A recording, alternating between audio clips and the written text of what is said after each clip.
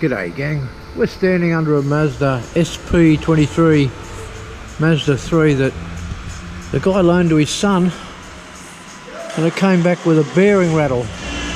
He's obviously given it a fucking flogging. SP23s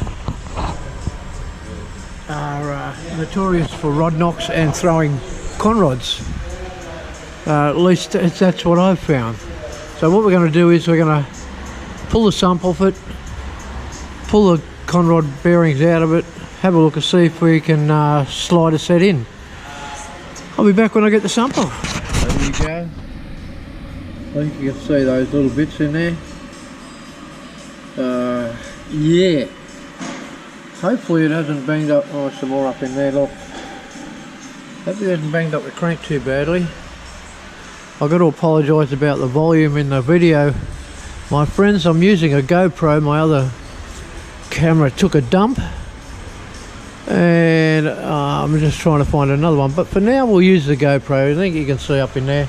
I don't know what this mechanism is, some sort of counter shaft business. I'll have to take it off and we'll find out. But anyway, let's go looking for the one that's got the problem. Well, that's what operates that counter shaft, balance shaft mechanism, and I guess we'll spin it around now. We'll find out which has got the ugly bearing in it. I might as well start at those two there, and let's just see if we were able to save it. Well, it feels good. It left the shells behind, the shells themselves, and not so good. That's number one cylinder. An unusual thing that I guess it must be just some new engines, I guess. When you look, you'll see that that's a broken. They snap the actual rod end. But if you look closely, you'll see there's no tang for a bearing location. I'll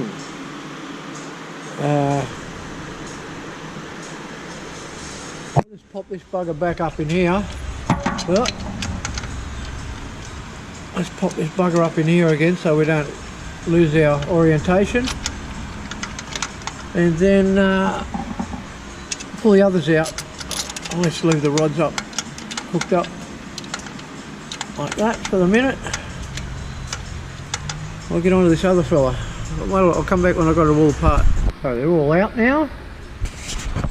The actual crank looks good. I'll just show you. Sorry, you see the reflection up in there. I'm not going to pull the cap off it again because if I've got them all orientated in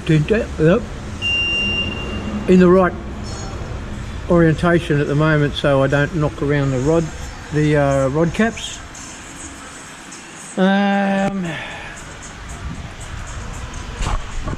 Cylinder 1,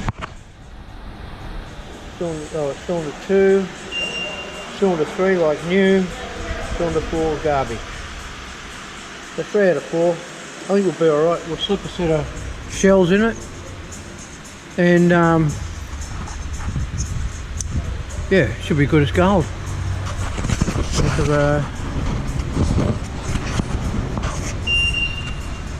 Yeah, should be good as gold. We've got our engine bearings. They are standard, made in Australia, ACL bearings. I'm going to do my best to slide it right up in the middle of that. You can't see because this is really not a good camera for that. But I'm going to try and get it right in the middle of the bearing of the rod of the conrod, and right in the middle of this bloke as well. Then we'll put him back together. We'll do him up. The torque is 40 foot-pounds, 90 degrees. I am using the old bolts. Yes, I know. But it's a rescue mission. Well, that's the first set done. We've done the right thing. We should be able to, yeah, we turn it nice and easy.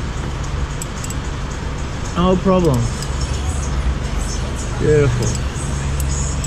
Alright, we'll go on with the next site. and then we'll put that balance bullshit back on. We're all back together there.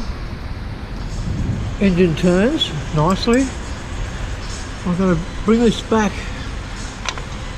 over here. You see there's a white line I've put there. That was my sneaky line. Oh. We'll do it this way. Yeah.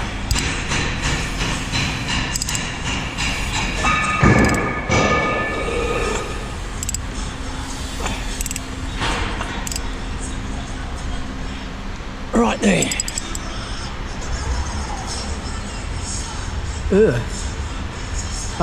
That's the position the engine was in when I took this off,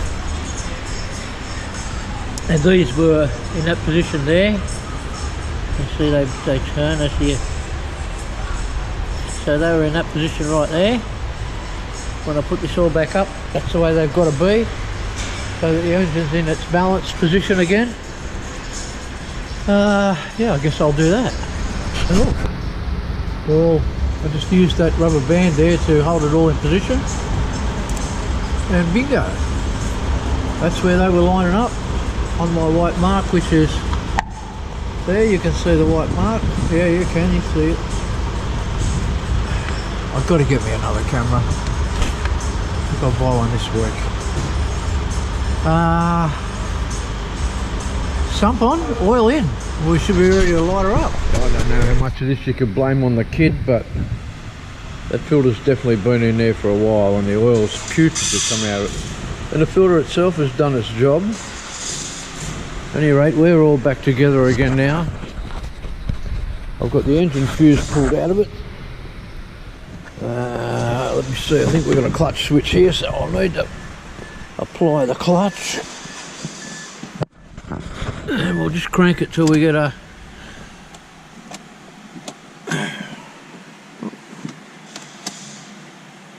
security.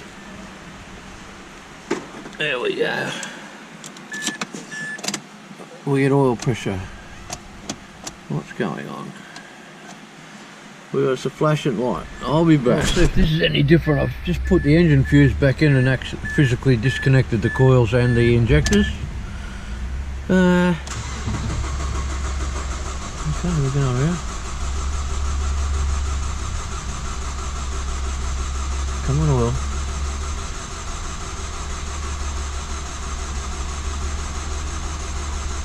There we go. Right, we have oil pressure.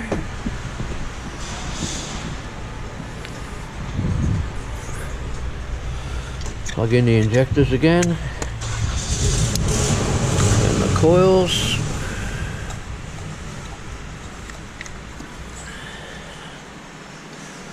And we should have go.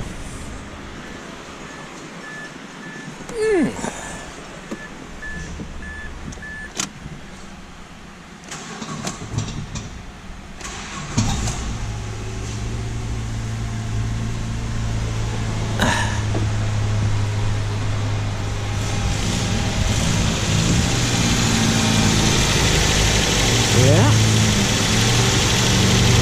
she's a runner. Just let her idle for a little bit there. Yeah, that should be alright. Oh, listen, I'll show you something else while we're in here. Don't see many old Capellas around that are pretty basic, original. Yeah, pretty basic original. Very tidy though. She got a Weber on her. But very presentable. Presented very well. Yeah. Looks like she's sitting down a little bit in the right hand front there. Remember these? I had an EK. Had an EK with a 179 in it and triple carburetors. This fella, she's original, still with the old grey. Yeah. Might be original old number plate too, it's pretty old. Yeah, okay gang. I'll check you later with a new camera hopefully. Cheers. See ya.